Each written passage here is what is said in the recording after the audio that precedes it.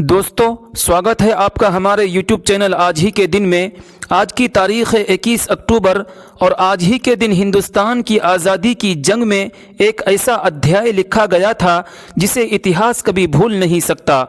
21 अक्टूबर 1943 ये वही दिन है जब नेताजी सुभाष चंद्र बोस ने सिंगापुर की धरती पर भारत की अस्थायी सरकार आज़ाद हिंद सरकार की स्थापना की और इसी के साथ उन्होंने आज़ाद हिंद फौज को भारत की राष्ट्रीय सेना घोषित किया।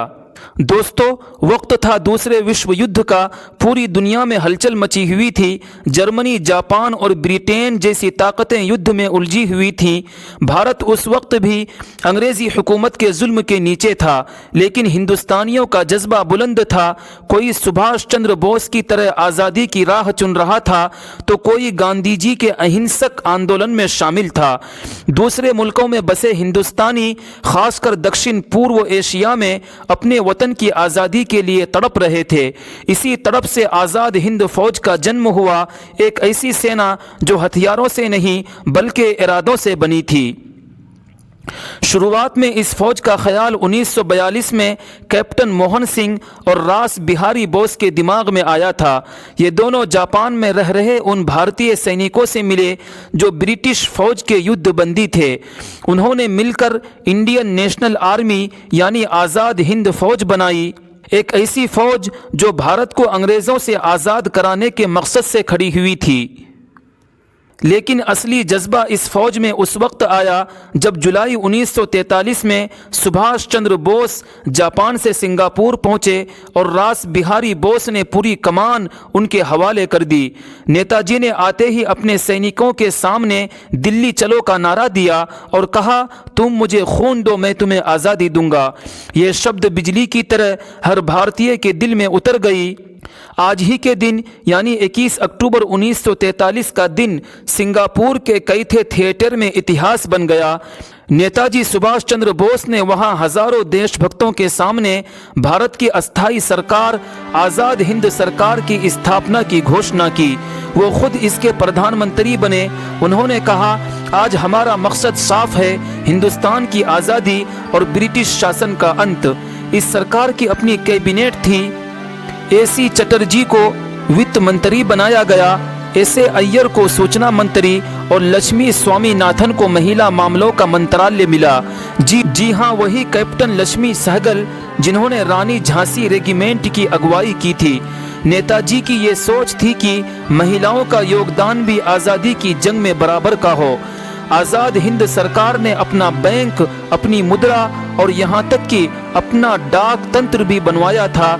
ये एक असली सरकार थी, भले ही विदेशी धरती पर थी, लेकिन हिंदुस्तान के सपनों पर टिकी हुई थी।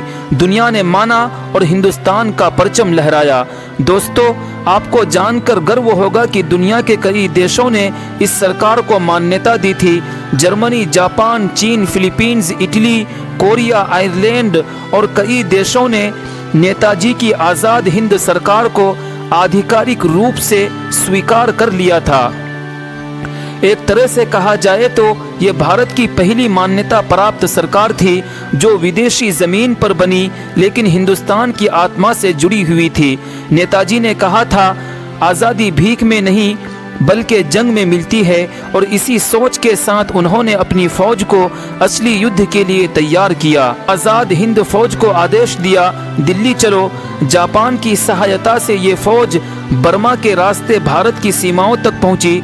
1944 में इन्होंने इम्फाल और कोहिमा के मोर्चे पर ब्रिटिश और कॉमनवेल्थ सेनाओं से डटकर मुकाबला किया। हालांकि युद्ध ने करवट ली और जापान की पराजय के साथ नेताजी की फौज को पीछे हटना पड़ा, लेकिन उनकी इस कोशिश ने अंग्रेज़ों की बुनियाद हिला दी। ब्रिटिश सरकार को पहली बार एहसास हुआ कि अब भारत को गुलाम बनाकर रखना संभव नहीं है। नेताजी का सपना सिर्फ राजनीतिक आज़ादी का नहीं था बल्कि सामाजिक बराबरी और इंसानियत का भी था। उनका मानना था कि हिंदू, मुस्लिम, सिख, ईसाई सब एक ही झंडे के नीचे हिंदुस्तानी बनकर रहे। उनकी फौज में हर धर्म और जाति के सैनिक शामिल थे। उन्होंने जय हिंद का नारा दिया जो आज भी हमारे दिलों में गूंजता है।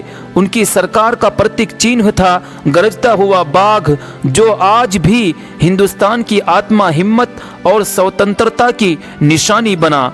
1945 में जब जापान ने आत्मसमर्पण किया तब नेताजी की स्थिति बेहद नाजुक हो गई।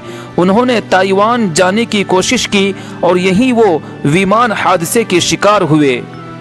हालांकि आज भी उनकी मृत्यु रहस्य बनी हुई है, लेकिन उनका सपना आज भी जिंदा है। उनकी फौज, उनका जोश और उनका नारा जय हिंद आज भी भारत के हर सिपाही की पहचान है। तो दोस्तों, 21 अक्टूबर सिर्फ एक तारीख नहीं बल्कि वो दिन है जब भारत की आज़ादी की मशाल सिंगापुर से जली थी। तो दोस्तों, आज के इस वीडियो में बस इतना ही। अगर वीडियो अच्छा लगा हो तो वीडियो को एक लाइक और चैनल को सब्सक्राइब ज़रूर करें। तो मिलते हैं एक और वीडियो के साथ, तब तक के लिए अपना ख्याल रखिए। जय हिंद।